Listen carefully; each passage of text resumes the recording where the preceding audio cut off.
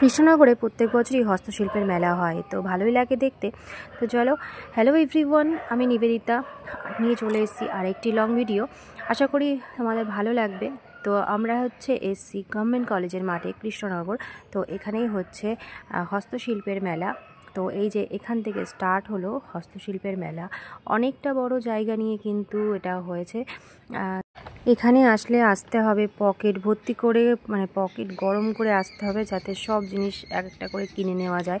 কারণ এখানে এমন এমন জিনিস বিক্রি হচ্ছে, মানে দেখে কিনতে ইচ্ছে করবেই, এত সুন্দর সুন্দর জিনিস। স্পেশালি কাঠের জিনিসগুলো খুব সুন্দর, মানে কি বলবো। আর এই যে হ্যান্ডমেড জুয়েলারি তো আছেই, এগুলো তো থাকবেই।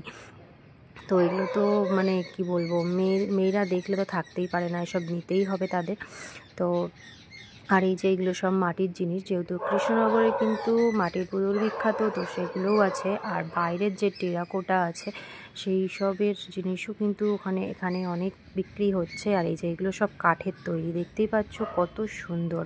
আর এখানে আছে শ্বেত পাথরের সব রকম থালা, বাটি, গ্লাস, এটসেট্রা এটসেট্রা, অনেক কিছু। আর এই যে হাতে সব মানে করা, এগুলো সব মানে হাতে আঁকা, এত সুন্দর করে কারিগরি করা, দেখতেই পাচ্ছ কত সুন্দর। যে কোনো ড্রেস বলো বা কাঠের ওপরে বলো, সব কিছুর ওপরেই হ্যান্ড পেন্ট করা।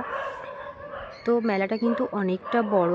আর হ্যাঁ, এই যে বেতের চেয়ার টেবিলগুলো দেখছো, এগুলো আমি বাড়িতে কিনে নিয়ে গেছি।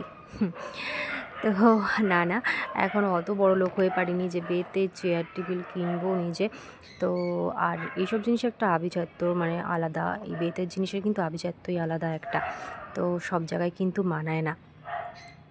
তো দেখতেই পাচ্ছ প্রচুর জিনিস, প্রচুর মেলা, মানে ঘুরে শেষ হচ্ছে না। আমরা গেছিলাম সন্ধ্যাবেলা, বাড়ি আসতে আসতে বেজে গেল 9:30। এত বড় মেলা ঘুরতে তো টাইম লাগবেই।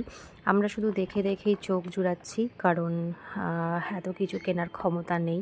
ঠিক আছে, সব দেখলেই যে কিনতে হবে এমন না, আমরা শুধু ঘোরার জন্য এসছি। হ্যাঁ, কিনবো কিছু জিনিস যেগুলো দরকার সেগুলো। তো এই যে দেখতে পাচ্ছ এই ল্যাম্পগুলো কিন্তু অসাধারণ, এখানে খুব সুন্দর সুন্দর ল্যাম্প রয়েছে। তো আমাদের বাড়িতেও একটা আছে, এখান থেকে কেনা হয়েছিল ল্যাম্পটা। আর এই যে বাড়িতে এই ফুলগুলোই নিয়ে যাচ্ছি, যেহেতু আমার ফুলগুলো নষ্ট হয়ে গেছিলো, তো এই ফুলগুলো কিনে নিয়ে এসেছি। আনলাম, মেলাতে গেছিলাম, তো মেলার থেকে এগুলো কিনে আনলাম।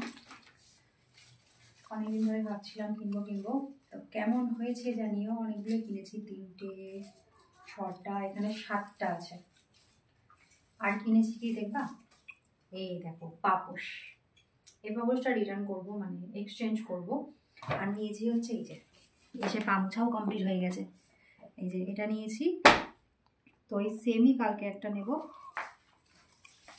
তো চলো, এইগুলো এখন আমি ফুলগুলো রাখবো না, ফুলগুলো আমি ফেলে দেবো, নষ্ট হয়ে গেছে। ভিডিওটা কেমন লাগলো অবশ্যই কমেন্ট বক্সে জানিও। তো চলো টাটা, আজকের মতো টাটা, বাই বাই।